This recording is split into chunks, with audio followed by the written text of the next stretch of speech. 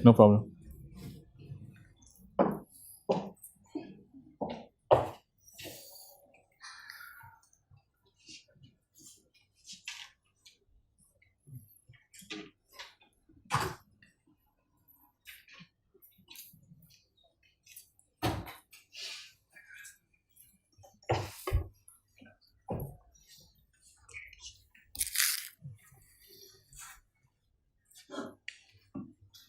Bismillahirrahmanirrahim. Assalamualaikum warahmatullahi wabarakatuh. Waalaikumsalam warahmatullahi wabarakatuh. I have the pleasure today of introducing Encik Amir Yusuf, who is the head of product development at Standard Chartered Saadiq. He's going to talk about the shift of Mudharabah products into investment account. I think this one is something that resulted from the Infaq 2013. Well, actually, Encik Amir was my ex-colleague at ABN AMRO and RBF. Yeah. He's currently heading the product development side at Standard Chartered Saadiq. Well, he has a very varied experience in Islamic banking. He was attached to OCBC. I think he had, after leaving RBS, he went on to Al-Khaliji, commercial banking in Doha, in Qatar. So he has the Malaysian experience. He's also have the Middle Eastern experience. Hopefully he can actually transfer the experience to us and also to the students. So without further ado, Encik Amir. Okay.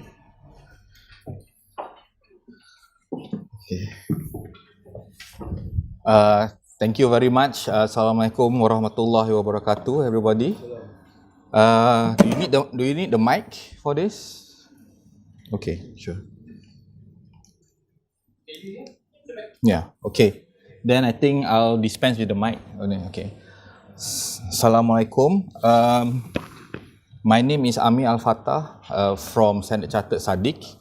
Okay, I'm here to just give some insights about what's happening in the industry following the introduction of the IFSA 2013 and also the impact on especially the Mudharabah-based products that we have for the past 2 years that we have. Okay, I'm currently based in KL. I have a small team of 8 people currently running under me, and I look after all the products that Standard Chartered Saadiq offer. Okay. Oh, is that hello? Okay. Right. Okay. So what I'm going to brief you guys about is basically those impact that we have encountered so far when we have looked at the investment account guidelines introduced by Central Bank sometime in 2013, which corresponds with the IFSA introduction earlier in the year. So there has been some very great impact that we've seen over the past 2 years in terms of market acceptance and what the bank needs to do. A lot of the banks have looked at this development positively, but they are also at the same time finding it very, very difficult for them to actually comply with the requirements under investment accounts. Okay, so I'm sure everybody knows what is the impact of IFSA had on the banking industry when they're trying to launch the Mudharabah-based product. But just as a recap, why is it deposits very important for us to actually offer to the customer? Basically, deposit is our proxy capital that is very important for us to continue business in Islamic banking world.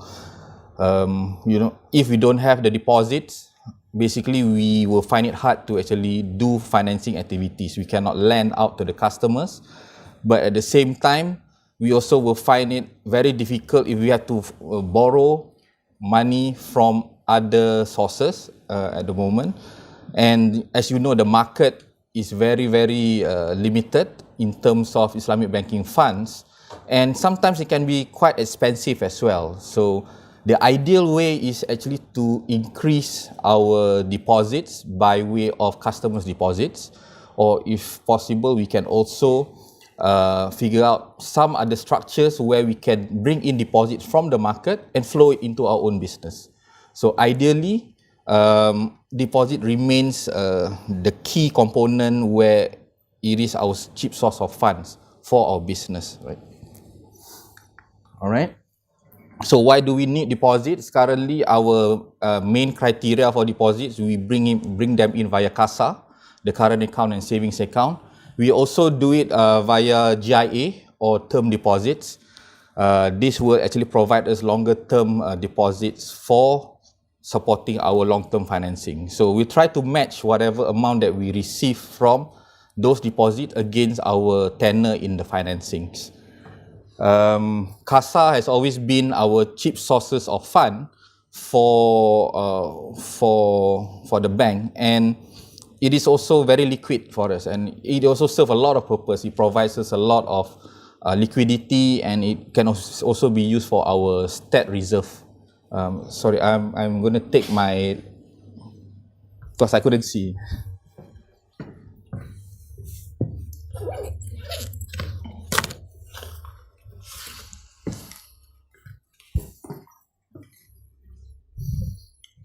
Sorry, what did I press?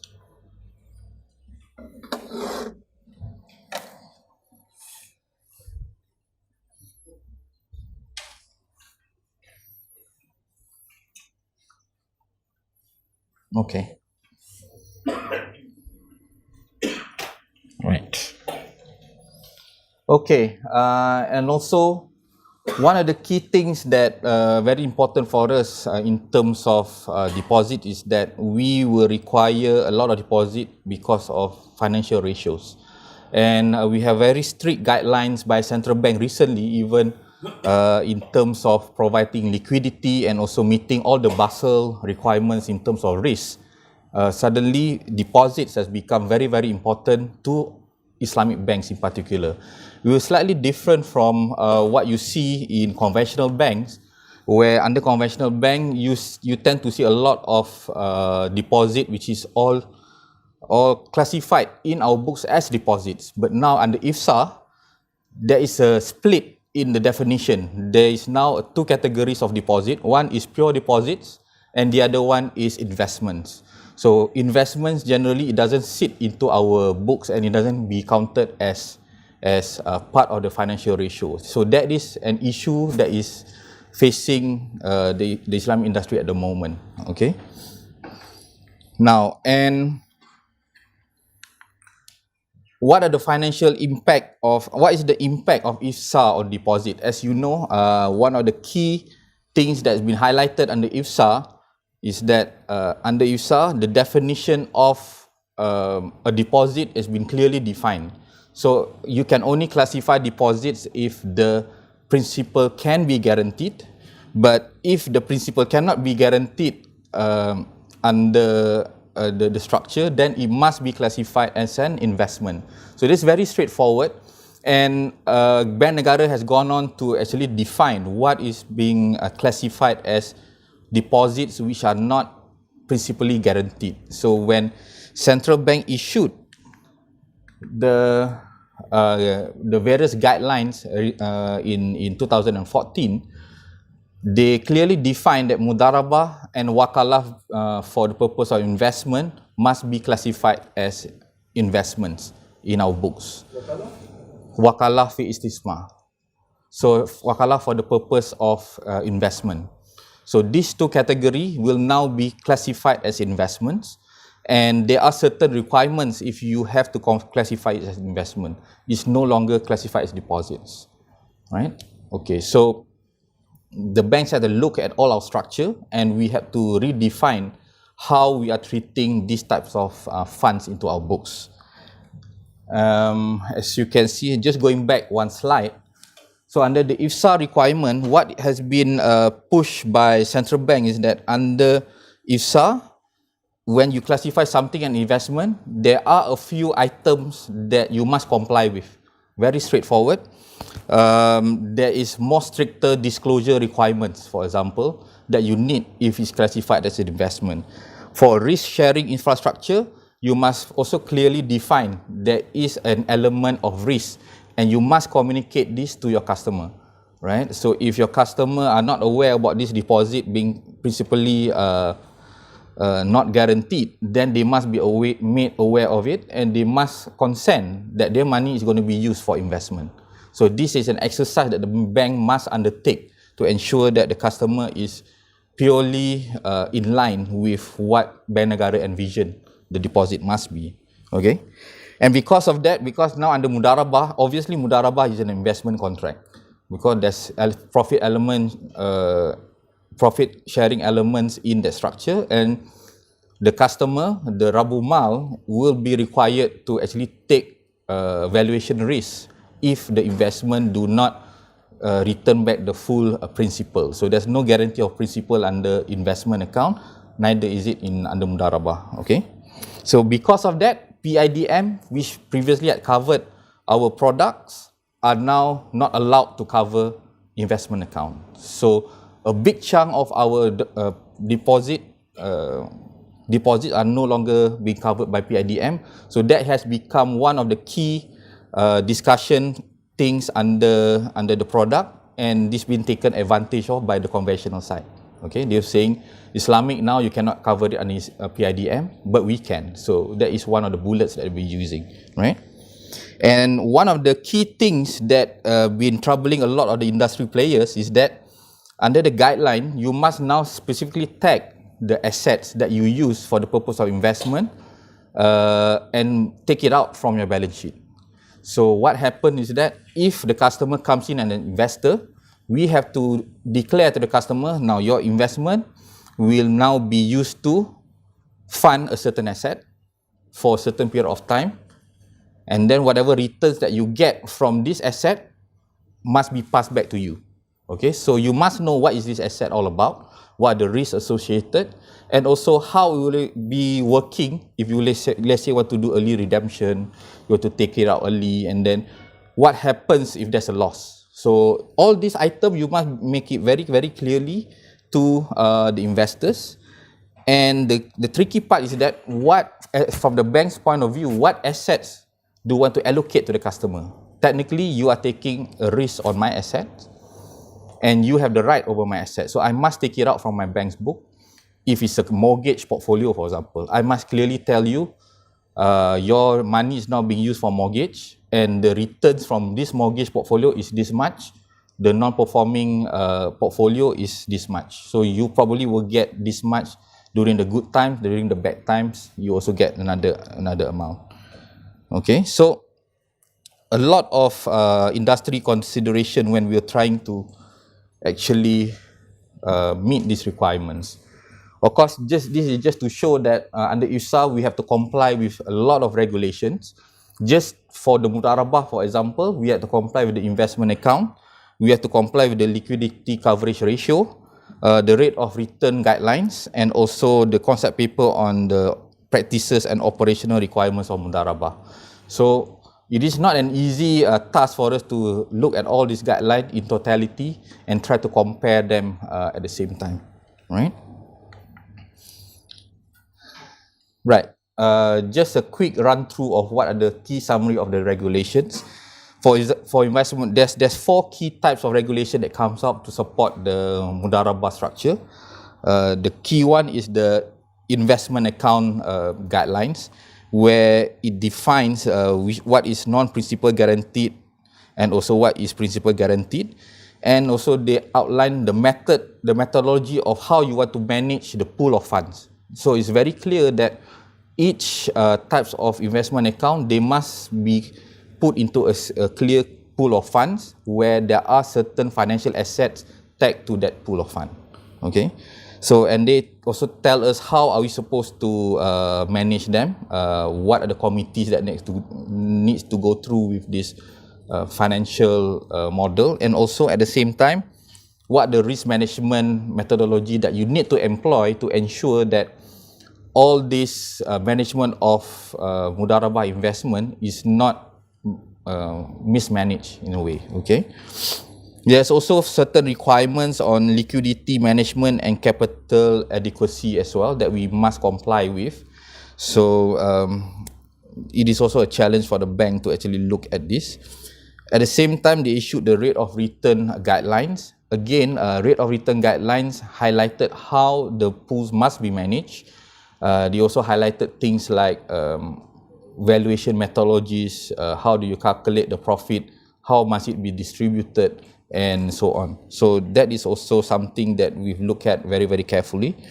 The Mudharabah standards are also talking about how are we supposed to operationalize the Mudharabah pools themselves, and how do you make sure that there is no hanky-panky. For example, one of the things that come out from this guideline is that there's no more displaced commercial risk allowed for investment accounts.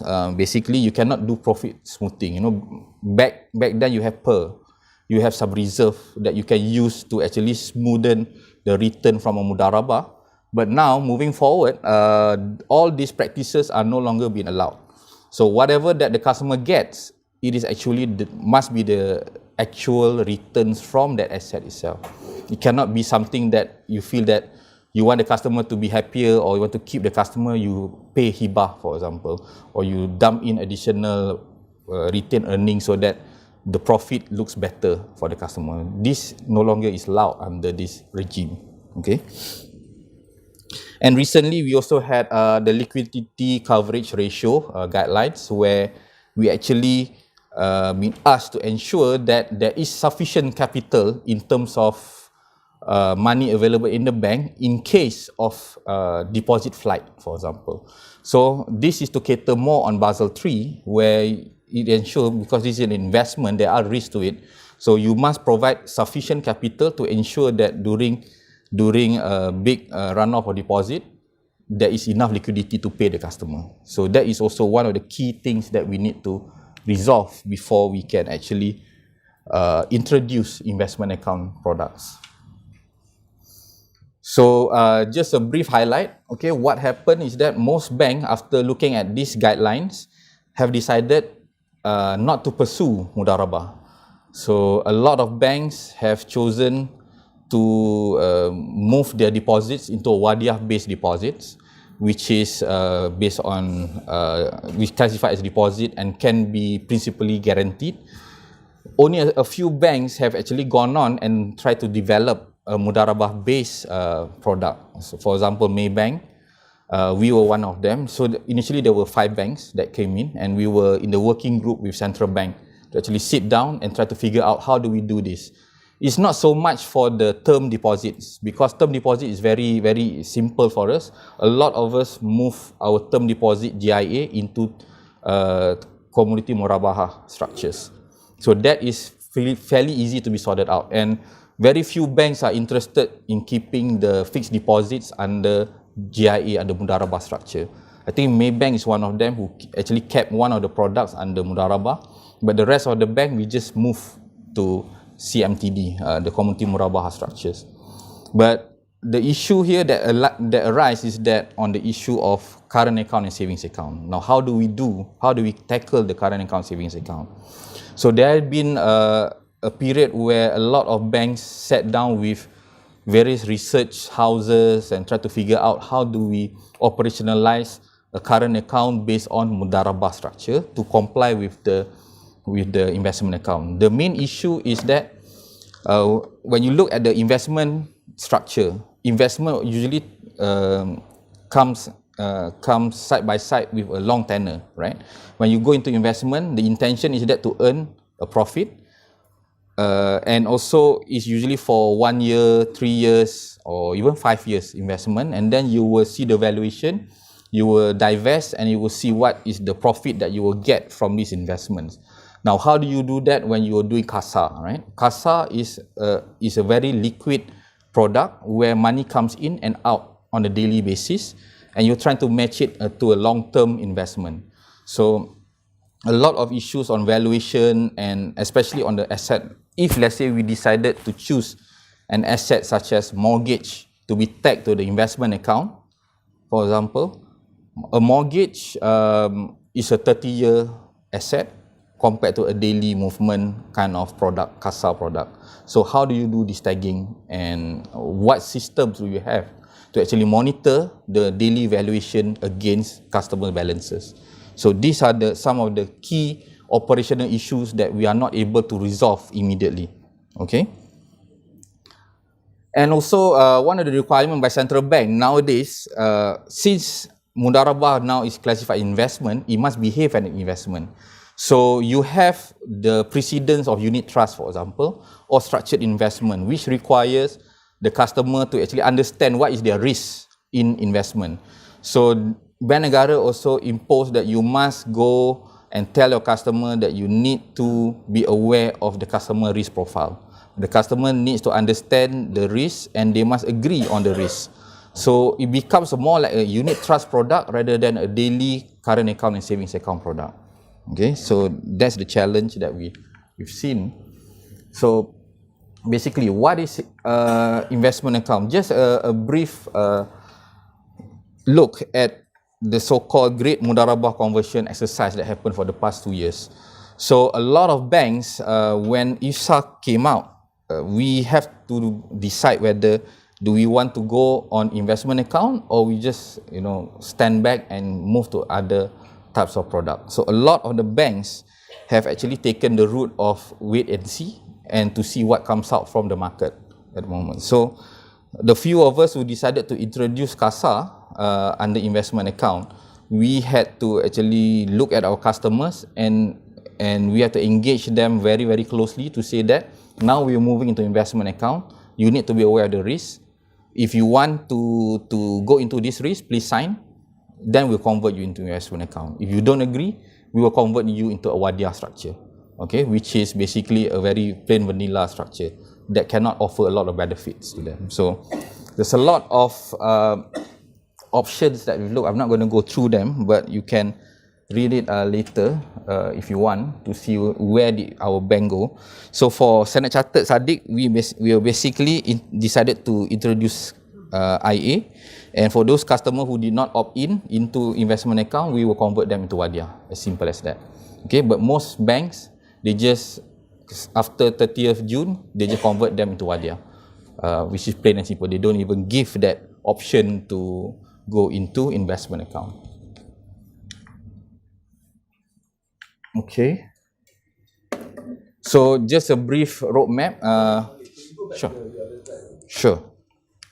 So, can you explain a bit one of the steps that you go from? Okay, sure. So let me think most of you guys are here. Okay, so basically when you have the investment account roadmap, what we decided, there's two types of account under Mudharabah. All right, you have the general investment account. You also have the CASA. So general investment account is pretty straightforward. If you don't have an investment account proposition, you have to force convert them into another structure. So a lot of banks have chosen to force convert them into CMTD, which is Community Murabahah Term Deposits, by 30th June 2014, which is last year. Then once they get converted, then they allow the customer, if you like this product, you will stay. You can stay, no problem. Otherwise, you can either migrate to a conventional FD or you can uplift and go somewhere else. So that's the option that you have. So we convert them first and give them the option for CMTD, right? And then for those banks who want to introduce term IA, they just, once they offer it available, they just can offer it under term IA. That one is not the big issue, right? But for CASA, the approach is slightly different. It's opposite. So you have to actually introduce IA first. You don't force convert them. You are not allowed to force convert. So when the product is available, you give them an option. Do you want to go into investment account? If you want to opt in into investment account, then it's a matter of reclassifying it into investment account, no issue. But if you did not opt in, we give you two options. By 30th June 2015, which is this year, we are going to force convert you into wadiah CASA. Otherwise, you can migrate into conventional. So if you don't opt in, we cannot take you on board. Simple as that. So for those customers who did, for those banks who have decided not to introduce any investment account structure, everything get converted into Wadiah, CASA. Simple as that. Sure. Okay, this is just to show that after we've done all this, then you have a lot of customer that comes back to us they want to go back into, they say, oh, I don't like this product, we want to do. So here is just to illustrate the amount of work that we have to do to get to this point. And once we get to this point, there's another whole set of exercise. When customer come back to us, say, I don't like this product, why you force convert me? I want to go back into, then we have to go back and get the opt-in, they will have to sign in, and we do that whole reconversion again. So your customer profile that you have, yeah, those who are under CASA, right. yeah, would you think that you prefer to go into investment or Okay, I think one of the key things that we found out is that the customer who actually come in for CASA, they don't want investment account. They just like me. When I come into the bank, I want my debit card, I want my ATM, stuff like that. So when somebody start talking to me about investment account, I get confused because I'm not there for that thing. But that's where the difficulty part comes. We have to explain to them, yes, the product will still give you the same benefits as what you see under the current account, but there's a different element to it. Your money now is not just going to be sitting there in our books for you to withdraw and then we'll just give you some form of return, but you'll be actually actively managed by the bank to gain some returns, but there are some risks to it. So they can have some, we found out that a lot of customer, they are just the plain vanilla type of customers. They don't want this. So what happened is that when we were doing the conversion exercise, a lot of the customer just didn't want to respond to us. So from Saadiq's experience, we have about 65,000 customers. And what happened is that on the due date, only about 6,000 customers, about not even 10% come into our books as investment account customers. But over a period of time, they start realizing if you get converted into Wadiah, you don't get much, because under Wadiah, you cannot promise them a lot of things, you cannot do promotions, you cannot do campaigns. So they will come back during this exercise to actually go into investment account, and we start the whole process telling them, investment account is. When they get an investment account, they can still withdraw, they can still do yes, general account. yes. It's almost like in CASA. It's almost like CASA. No guarantee of capital. Yes, no guarantee of capital, and also there is a potentially higher possibility of getting higher returns. Is it on the bank's books or off balance sheet? Okay, depending on structure, there are a lot of structure that we've discussed with central bank. For those structure which is purely, for example, Maybank, for example, Maybank, they are actually investing in their own portfolio. But for example, Quick Finance House, right? Quick Finance House, what they do, they take the customer's money, say under Mudharabah, and they will invest it in government papers, for example. So for those type of things, under the investment account guideline, you have to actually take this whole flow outside from your balance sheet, because you are just technically, you're just an agent. You're just investment agent. You're just taking a customer's money and investing it with the government. That's all. Then you do the profit sharing thingy, you keep some money, right? But there are banks who actually take the money and invest it in their own portfolio. For example, Maybank, they have a mixed portfolio. They invest it internally, it doesn't go out. So for those that invest internally, they still can keep it in their books. But so it's still on balance sheet, but it's just a different line of reporting. So you have the core business, you have the deposit business, and the investment business. So investment account will fall into this line. So, is it under equity or liability or what? It will still be under equity, and of course the deposit will be liability tagged against your. It won't really be equity; it's customer's deposit, and then it will stack against your assets. So this group of assets you have to carve out and put it in a separate line for in your. So it's still considered deposit. No, it's already considered investment. because the behavior is that you will return back the returns based on actual performance of that portfolio. So if you carve up mortgage portfolio, whatever returns from that mortgage portfolio must be given to the customer. So you cannot take something from personal financing return to, boost up the return for this portfolio. You must only give the actual returns of that particular asset. Okay? The off-balance sheet is Waqf, No. The first portion. the one you Actually, that's why under investment, they have two categories. One is either you do it Mudharabah. Mudharabah, in a way, we are just entrepreneur. You can also use wakalah. There are some banks who uses a wakalah investment. Like our bank, we use Mudharabah investment. So the banks that are good.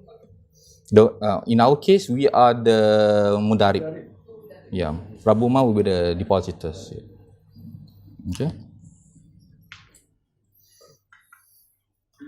So you Sure. come back to the profile, the Okay. customer. Right. So you will find that most customers, Yeah. for example, salaried workers and all those things, they will prefer to remain in the CASA, Ada wadiah, yes. and the Wadi account. Yeah. Yeah. So who are the customers who want to go into investment account? Well, there are a lot of products that's in the market currently which cater for specific segments, especially for those high net worth customers who want, say, priority customers, for example. They expect better returns on their thing, so they can actually have a current account, and if they want to invest in structured investment, they can go.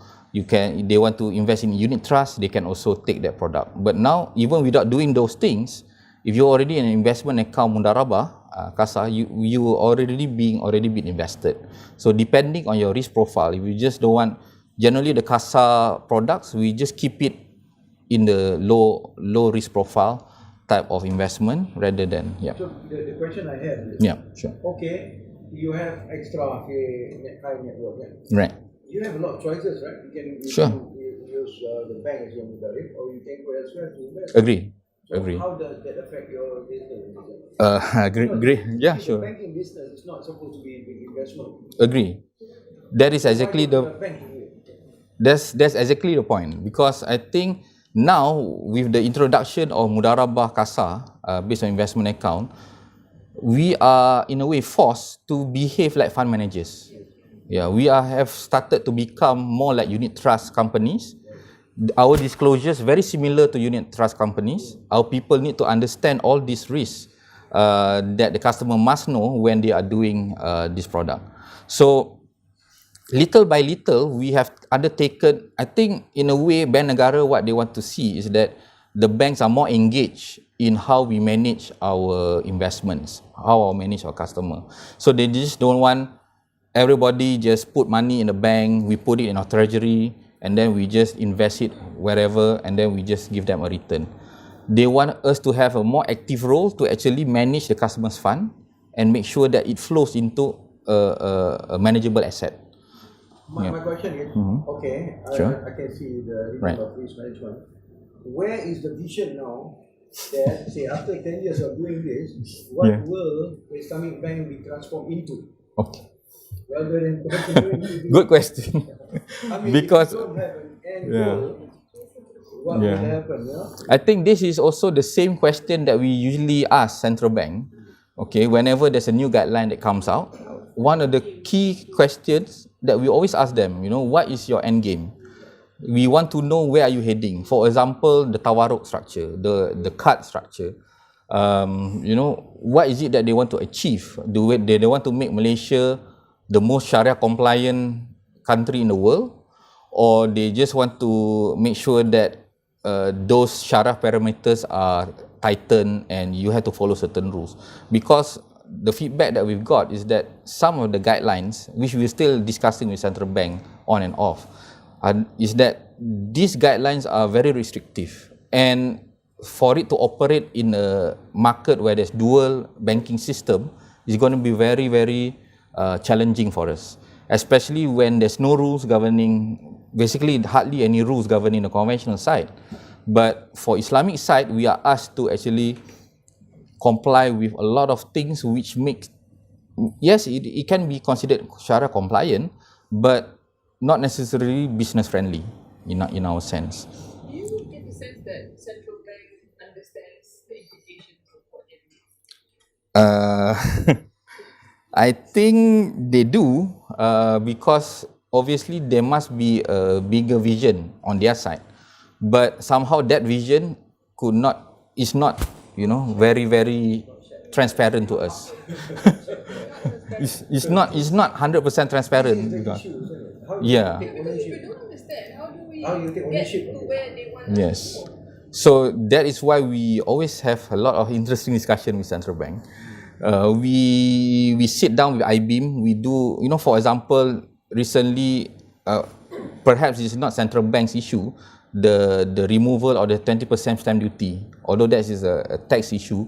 But on one hand, you want to promote Islamic banking, and you want them to be innovative. But after 20 years of doing a lot of things, you suddenly pulling the brakes. You're saying, okay, you've done 20 products, but now I want this 20 so-called innovative product to behave like this way.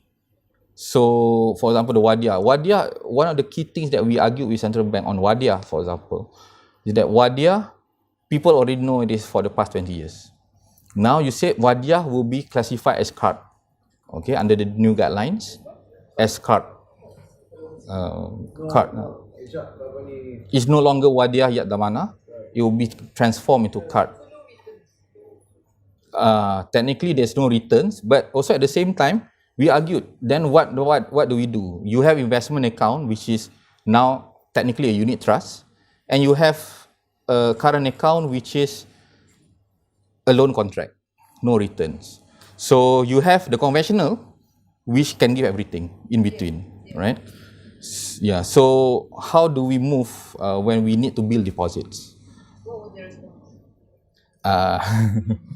Well, usually of course, whenever we ask this question, they say that we need to discuss at the top level, and then we want to be more in line with the Sharia requirements. This is coming from the SAC and stuff like that. So yes, we note this concern, but we also need to be more competitive in a dual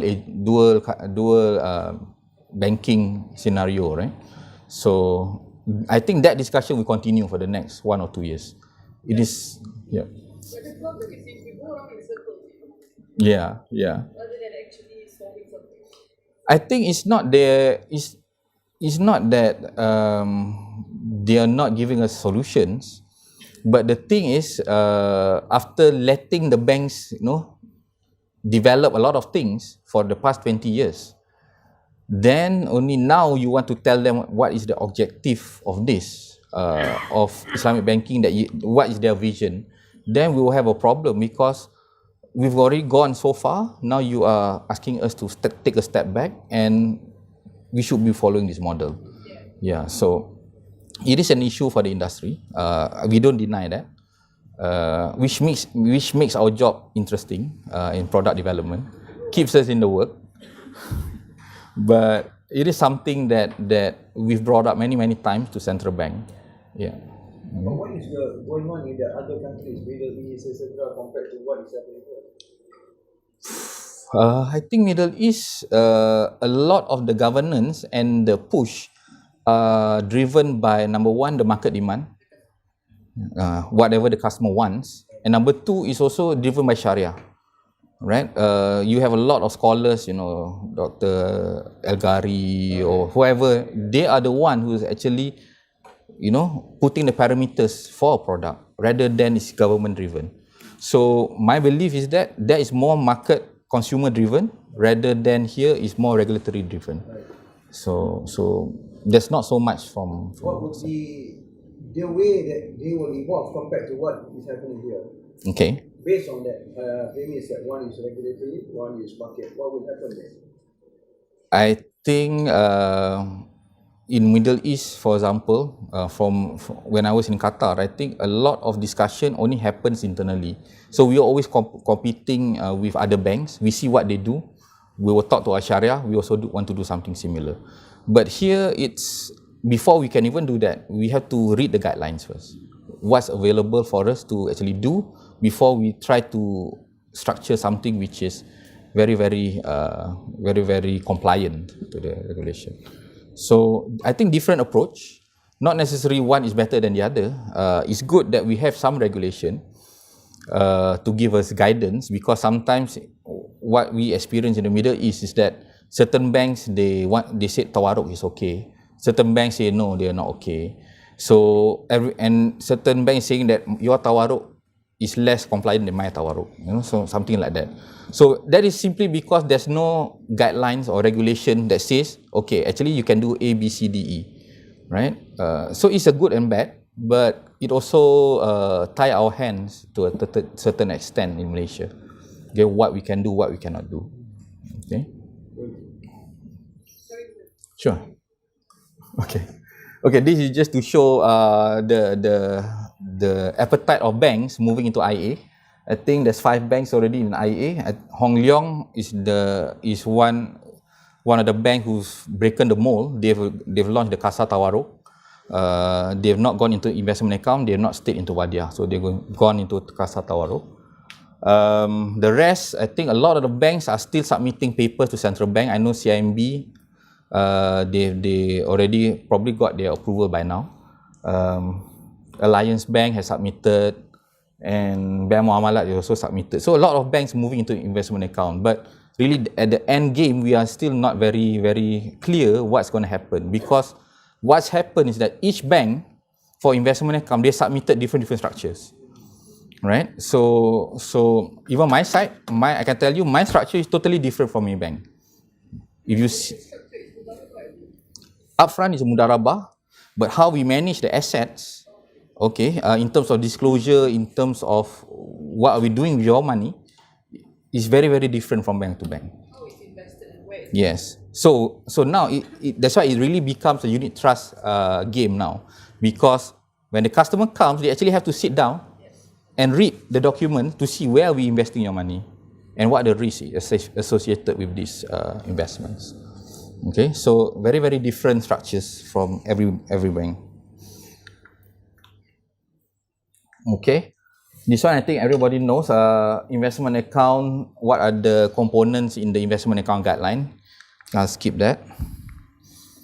Right, and also Bank Negara has given a very, very specific instructions on how do we have to treat investment account. So a lot of argument that we had with central bank on, because every bank submit different products, different structures, but they expect us to behave in a way that is only one way. But for example, why we had a lot of this argument is that certain banks, they are not able to give full disclosure on their portfolio to the customer. So if the customer comes, I want to use the customer money to fund my assets, I have to give disclosure on my NPLs, on my how it's being managed and all this. So they don't want to give this disclosure, but they need the money, they need the funds to fund these assets. But if they take the money and invest in MGS, for example, or GII, Government Islamic Instruments, those money doesn't come to the bank. It just go, we take from the customer and it goes out from the bank. So you don't have deposit to fund your assets. So it's a dilemma, it's either the fund, take the easy way out, the money goes out, or you have to be very, very compliant on your disclosure to actually flow the money back in. So that's the dilemma that we have. Okay, so what we've done for the reclassification, just for as the success of the industry so far, on the reclassification of investment account, general investment, I think is very straightforward. There's a lot of, this is just from banks to banks, because there's a lot of banks involved, so the range varies from each bank. So roughly it's about 55% to 64% people actually get converted into CMTD, meaning they've not gone out from the system. percentage of customers or percentage of liabilities? Percentage of liabilities. Yeah, so we are still under CMTD, we're still able to retain 2/3 of our balances in our books. But when we come to current account and savings account, that is where the challenge has started, you know. Standard Chartered, we ourselves, we have only managed to convert about 8% of our customers into investment account because of all the new regulation. Some banks, they are more successful because they have bigger manpower to actually do this conversion. But roughly, we've seen quite a lot of number of funds flow out from the industry, either going into Wadiah or go into conventional. So it is a big impact that we already highlighted to central bank, and central bank actually they didn't want to believe that this is the impact, but we have actually told them that this is what the customer wants, the profile of the customer, like you said. They come into the bank, they want current account and savings account, not an investment account. So obviously you can expect there will be some customers who will actually move. Okay, so it is a big impact for us, no denying it, but alhamdulillah, I think slowly people with more industry players coming into the market offering investment account, they will be more familiar with this type of products, hopefully one day. Okay, so as I mentioned, the impact of investment account, deposit flight, which is the key thing that we were not able to stop. Unsuitable needs, like I said, they come for current account, now you have investment account. Then the product change. Some of them, they are not aware, how it work, how is it working, why is it now I have to understand all this risk statement, I have to understand investment, I have to understand assets. So they say, this is not the product that I want. Okay, so If the bank takes the money in the 1 year, can the bank invest?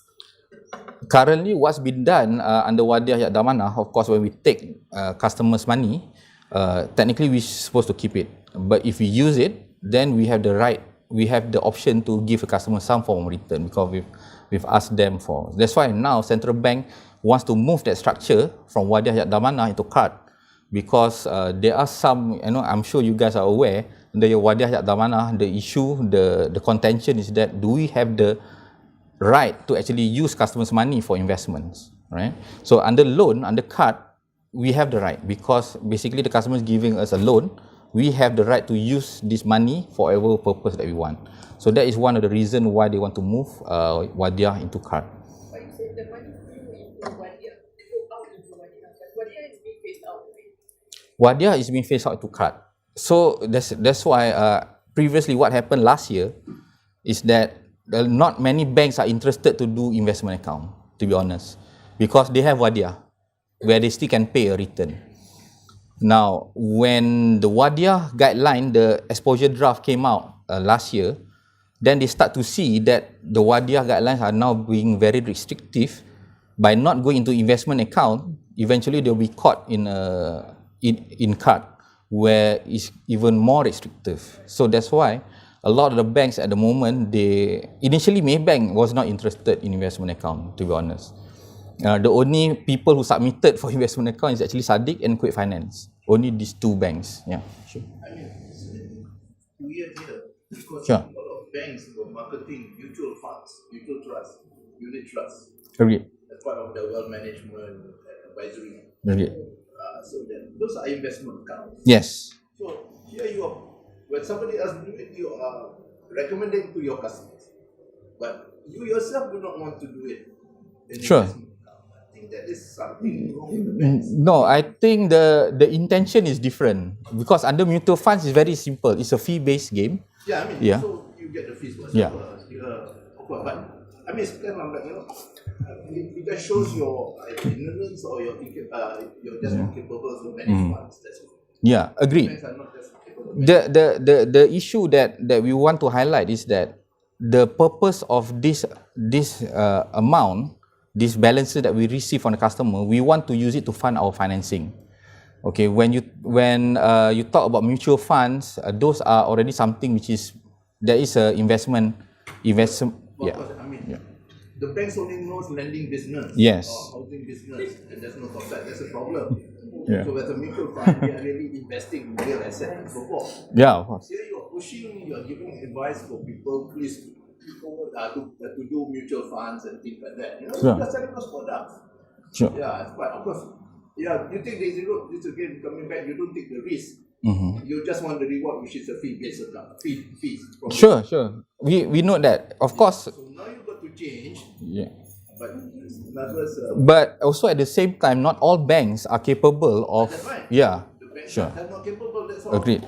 When you talk about the concept of subsidiary that you have, right? You are still sitting under the purview of the parent bank, which is essentially still a lending based institution. So yes, we would. That's why I said Bank Negara is asking us to behave more like a unit trust institution rather than a banking institution. We know that, but investments. And you know, when you talk about asset management, sometimes those money, the purpose of taking those deposits are not for internal use. You can use it for, for counters, to buy counter shares, buy this. You can structure a sukuk, for example, and then you use it, you use the funds for them to get the returns from the sukuk. But the issue is that there is also a demand for Islamic financing. How do we fund the Islamic financing then? If you are investing you have a mutual fund structure, how do we flow that depositors' money back into the Islamic financing portion of it? Where do we go? So it is also an important component. Yes, we would love to do mutual funds, but there is also a big market there who needs Islamic financing. Where do we get this money? This is the question. I think it's an issue with models. Yeah, of course, that is definitely a model issue, because as much as people would love to have Islamic banking model, but the model that we have is basically a banking model, right? There is no bank in Malaysia that is able to take pure musyarakah or pure Mudharabah financing, simply because the banks are set up to actually cater for medium type of risk. The shareholders that come and fund the banks are those not like venture capitalists or crowdfunders or something like that who's able to take. Yeah, but so you said you were one of the first few to submit the papers to join investment. Okay, why did you then agree to do it? Because we read the card guidelines. But you can't give any return, so the customer will be happy also. Yeah, I agree. That's why. So if a customer come to my bank, if I know for the future that card is coming, it's better for me to do something which can give a return for the customer, which is under investment account. Right? Sorry, because you were asking why did we decided to go into investment account? Okay. Simply because our customers needs to have a product where they can save and also earn a return from it, right? Card, yes, currently Bank Negara allows to pay discretionary riba, but my view is that eventually this allowance will be taken away. But they do allow the payments of discretionary riba. Yes, because under the, if you see the latest SAC guideline, SAC pronouncement by Central Bank, SAC, BNM SAC, they still allow you to give discretionary riba, but they are going to be very restrictive about it, by way of you are not able to disclose what have you paid in the previous, also give any indication what they can get from these deposits. So it must be purely discretionary. It must not be something that customer knows. So it is going to be a challenge if this card guideline comes out, which is going to come out in December. I somehow feel like it's not as challenging, you know why? Because the people who put in their money in the Wadiah account, they don't expect to get much anyway. They are there to ensure that they have the facilities, Agreed. So I do think that's going to be affected because not many people who belong to the profile of people who put in. Will expect. So the less or not makes no difference. But the reality, I think the issue that we as Islamic bankers face is that we are always aware of the conventional side. That is the only reason. Because people who might go from you got to cut off your mind, block your mind. Yep. this is Islamic banking is investment banking. Agreed.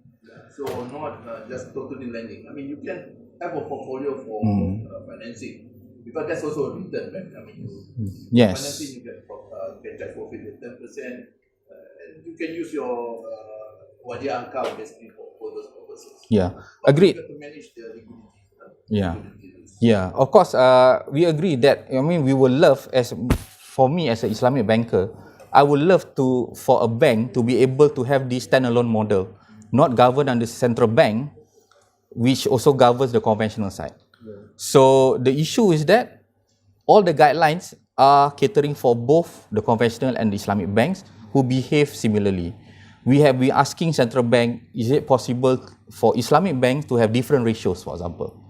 Right? Because we are all judged on the same page as a conventional bank.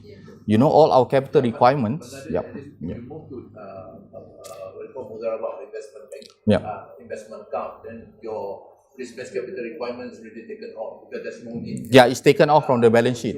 Of course. Okay. Of course. I mean, maybe you have to fight for the Shadaqah, the one the other. So I think of course you can propagate the change.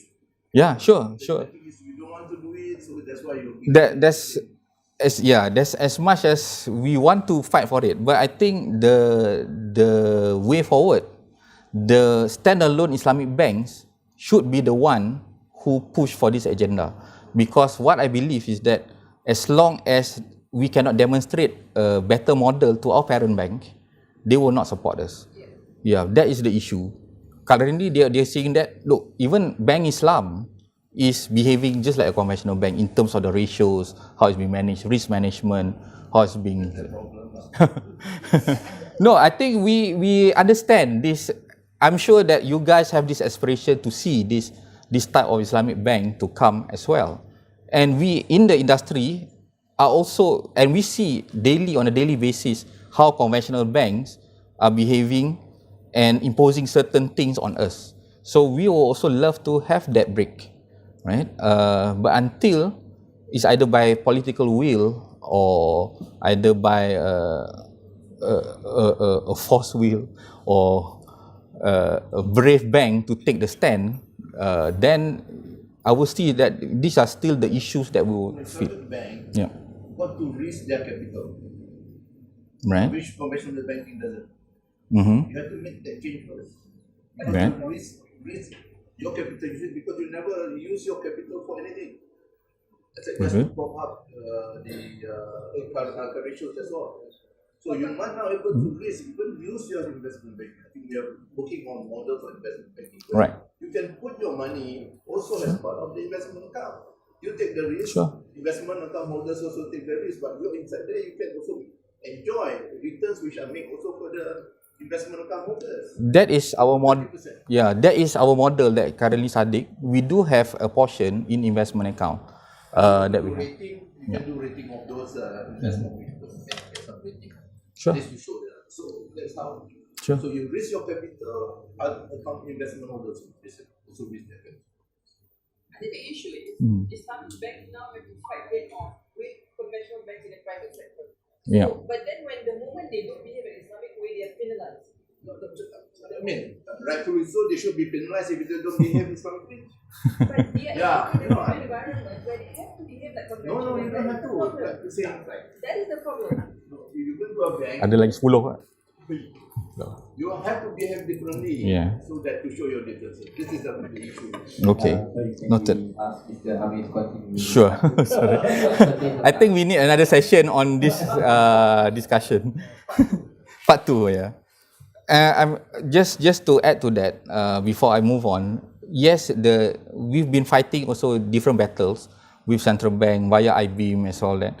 But you know, it will be good as an industry, as a Sharia, even in the Sharia can come into it, to actually come up with a inclusive model on what should be a standalone Islamic banking without the constraint of the conventional banking rules, right? So I think it could be a place where this idea must be propagated by somebody either in the industry or the research, like you guys, right?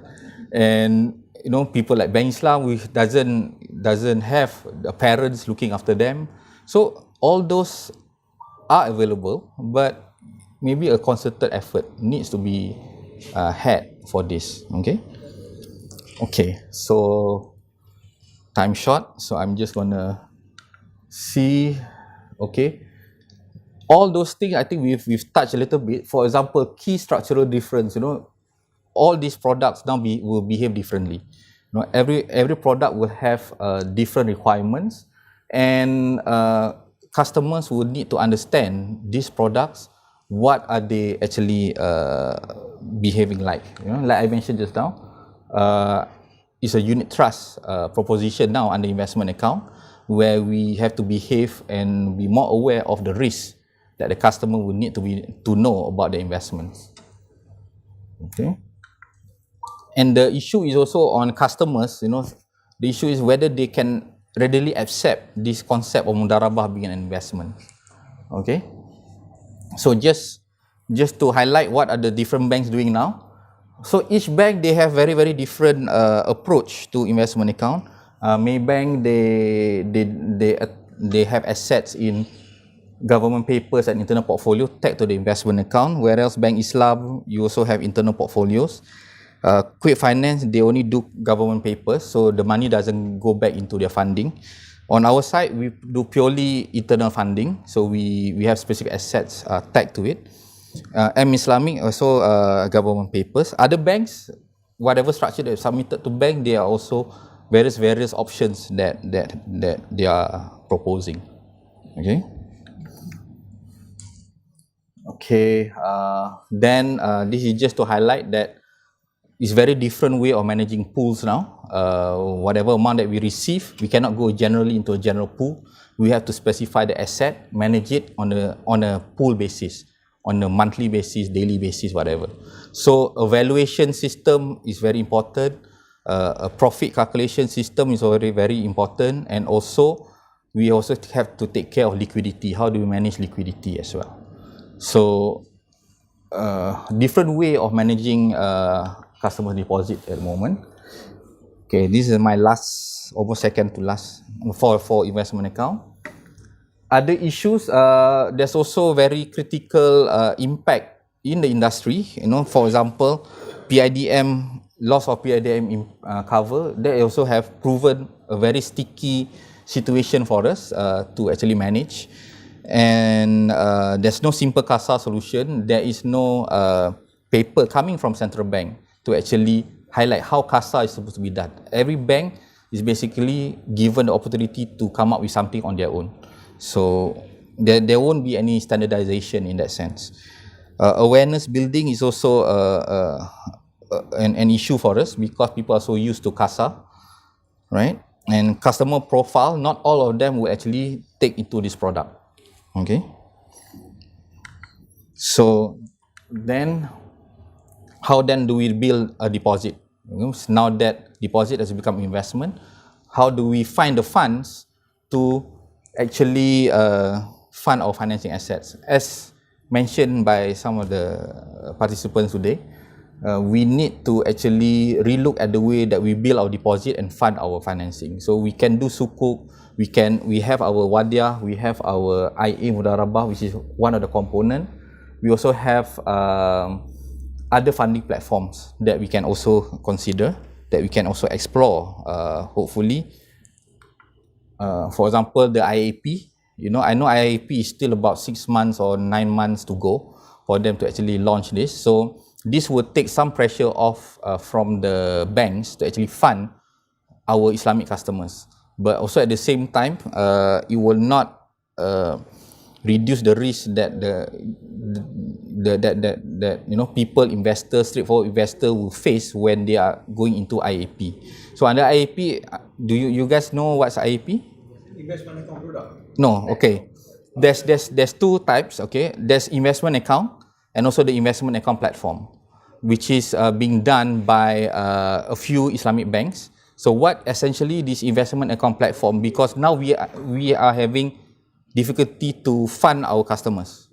So what central bank and the government wants to do is that you have a platform just like Bursa, Bursa, you trade in commodities, but in investment account platform essentially trade in customers, other customers who need funding.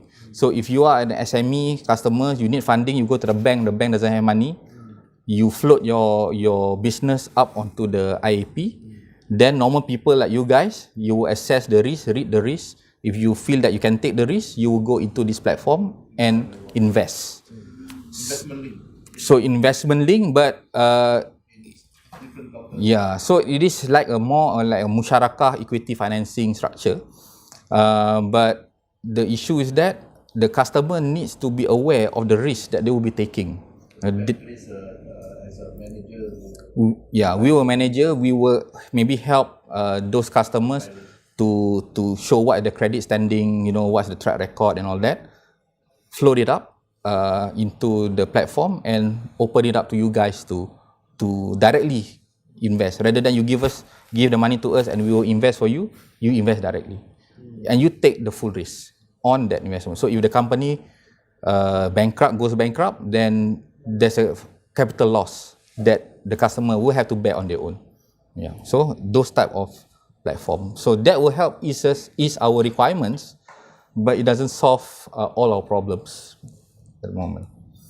So, But I mean, sure. can you basically also gather those funds Mm-hmm. and then pull it into say SME or whatever? You manage the portfolio Yep. for the customer. You can do that. So in which case then you can divide by so you can Okay. advise both ways to the SME. Actually, for Saadiq, for the banks, we do have similar products where we call it a portfolio guarantee. So we have a portfolio where we pool all our customers, our SME customers, and we find investors for this pool. We do have that currently. It's being offered. Our tranche is 200 million for this product. Okay. So there are some challenges if you want to go all out for IAP as well. It's not a very straightforward proposition, you know, especially issues of redemption, because it will be you guys, the plain vanilla investors coming in. When you want to take out your money back, then it's going to be issue, because technically you become equity partners. So how do you liquidate your equity at mark to market for you to have some funds, right? So those are the issues that we have to solve. The cash flow movement between all the parties, the risk that the customer have to face when they are going to IAP, and things like redemption and the tenure. You know, some if you're basically investing in a business, you don't know how long your money is going to be there. You know, how do you have a tenure attached to a business? So unless it's a project financing, then it's different. But if you invest directly, then it's also going to be an issue. Okay. Basically, as a summary, there will still be options for card and Wadia, but we foresee it's going to be quite restrictive in the long run. So we will not be able to rely a lot on this type of products to actually bring in deposits, right? And although yes, market is slowly moving to IA simply because they need to figure out a way to be competitive in the market, especially against our conventional counterparts. Acceptance towards IA is still limited, so it will take time, no doubt about it. Efforts are being made to actually educate the customers on what is investment account managed by the banks. Failure to build deposit via IA will result in further stress on it. So currently, we're still finding ways on how do we want to build deposit. We've been asking these questions to central bank. You know, what is the vision of the industry when the Islamic banks do not have sufficient deposits to fund our requirements. Okay, and the investment account platform will be providing some avenue for us to reduce our stress in financing Islamic customers. Okay.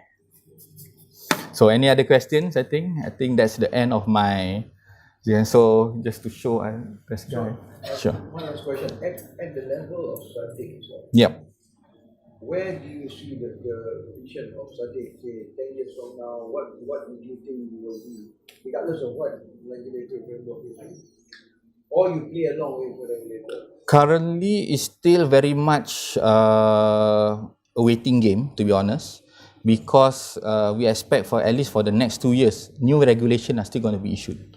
So it's important that we have a full picture on all the regulations for us to actually formulate a viable strategy for the bank. It's still in response to regulation. Yes. My question is, do you have your own vision of what Currently for Saadiq, because we are a global bank, a lot of the strategy is still driven by our Dubai group. Yeah. So their Dubai Group, what is their vision? their vision, but unfortunately Dubai's group is more on corporate financing, not so much on retail customers. So the drive from the group is always has been things like sukuk, syndication, stuff like that. So it is still up to us in Malaysia. We are still very much responsible for the retail strategy per se, because our Saadiq proposition in other countries is not so much on retail, because basically they are all on Windows strategy. We are the only one which is subsidiary. We want to actually have more products coming from the Middle East to be introduced here, but I think because of competition, we are still being forced to actually see what Malaysian competitors are doing and try to replicate that, or to be at par at least for all these products. Not so much having our own roadmap at the moment. But you see, the idea of Islamic banking seems to be universal banking. Right? Yes. Yeah. Agree. Are we not moving into that direction? Personally, I think there have been a lot of discussion on what the Islamic banking model should be, right? So, like I said, there is no one taking the lead to actually develop from scratch what is the envisioned Islamic banking model that needs to happen for you to say that it will be universal. You know, the risk that we're taking is different. All these kind of things needs to be driven by a body or even the government, but we have not seen that yet. Maybe because it's still not very clear guidelines on where we're going. But I think once clarity has been achieved in that sense, then probably we will have to make more concerted effort to actually come up with something which is more viable in Islamic banking. So in the meantime, what are the chances of Saadiq moving the way of Amanah, which was closed down? There is always a possibility. You know, to be honest, Amanah, it is a big proposition globally, but still there will be some, at the end of the day, it comes back to efficiency and profitability, because you have to understand, again, our shareholders are basically the same shareholders as the conventional bank. They are same people giving money left pocket and right pocket. So unless you have somebody who's purely Islamic, who's willing to think outside the box and take this risk with their money, then we will still be boxed into the same book as a conventional bank. So again, efficiency still plays a key role. So if we are not able to be efficient, then we will be the next Amanah. Okay. Any other questions? The MC is not going to allow you. Okay. Thank you very much. Yeah, sure.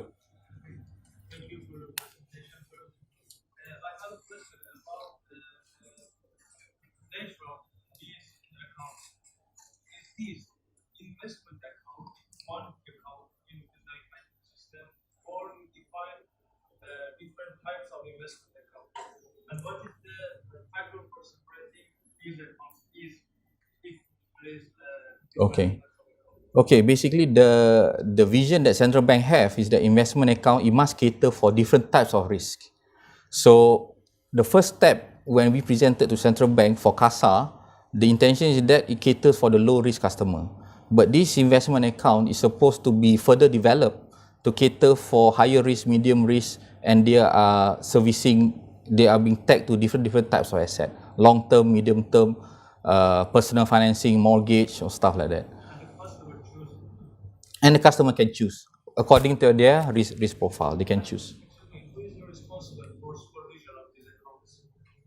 Currently, our Islamic banking team, we are responsible to make sure that the pools are being managed properly. So we give very specific instruction to the treasury that these are the pools, what are they supposed to be invested into, and how is it going to be managed. And different institution out of the bank for the supervision of these accounts. I think the Sharia committee still have oversight, and also the board also have oversight on how all these Islamic banking pools are being managed. And from products, when we design, we have to engage all the stakeholders to make sure that they agree for this type of products. This is how you manage it. So essentially, finally, it will be just still the board who is responsible for Islamic banking and also the Sharia to do the Sharia review and make sure that everything is in order. Sure. And about the distribution of the Profit. how is the way of distribution? Okay. Seasonally, monthly, and Right. Because you see the investment account, generally when you talk about investment account, there is a tenor to it, right? So if you are talking about current account, then you will have to still pay based on the monthly accruals. So we will do a valuation on the value of the assets on a monthly basis, and if there is a profit, then we will declare a profit based on accrual basis. We don't divest all the investment to realize the profit. It still be accrual. But there are banks who also value it based on amortized schedule and pay them according to the amortized schedule. So it's actually a economic benefit to the customer. and this is different in the different types of investment. Yes. So every pool will have a different set of assets and how it's going to be recognized in terms of profit and the valuation for it. Sure. For the how you make the transfer of the risk? Okay. Actually, all the transfer of the risk belongs to the Baitul Mal, right? So even if it's a corporate who comes in with us under Mudharabah now, under the new guidelines, these assets must be transferred into their books. Actually, it's a flow-through arrangement. So the more people that we take under Mudharabah, the lesser our assets going to be like to have in our own books, because they're already going to be carved to the different investment holders. So in the event that let's say this IA take this financing asset, Yep. so if this asset is default, Yep. so how We will have to declare that they yeah, so they're not. investor need to find this customer and No, it will still go through the bank, but we will have to tell them the performance, all the NPL that this has resulted in this. You can exit the investment or you can wait for it to recover or something. So it is a risk to the customer that they have to actually take. We don't do like how you're talking about the IAP where they have direct access to those people. They still go through the bank because we are the mudarib for this. Sorry, last one. Sure. How about the government structure? Sorry? How are they represented in the whole matter? The bank takes the money. Yeah. Okay. So the bank's investing into some asset. Mm-hmm. How do they know, for example, in terms of representation to understand what's going on? Okay, what is required in an investment account? Number one, when they sign up, there is a PDS. PDS will outline what is the investment, what the risk, best scenario, worst scenario, and all that. So they will have to know all this before they sign on. On a periodic basis, we are also supposed to give them a performance report on how these assets are being. Is there such a thing as meeting between the investment account holder and the bank? Yeah, I mean currently at the branch level, yes, we do that, but we don't give them access to the customers because it's on a portfolio basis, right? So there's unless we tag it to, let's say, one big deal with one big GLC, then it's different. But generally, it's a portfolio. How the portfolio is performing, we will have to declare to them. we have to tell them all the ratios. Basically like apa ni, what do you call that, unit trust? Yeah. It's basically Yeah, it is a new unit trust arrangement, restructure. Yeah. Okay. Any other questions? Okay. Thank you very much. Thank you very much. Thanks. Very good. Can we get this on the slide, please? Yes, you can. By the way, I have posted it into my website. Oh, ada. Yeah. Ada. Yeah. Better this way. That's the younger version of Amir. Thank you, Mr. Amir, for the presentation. No problem. Thank you to all for good participation today. Thank you. Thanks. That's all for today, inshallah. We provide lunch at Pavilion. All are invited. Thank you again. Assalamualaikum warahmatullahi wabarakatuh.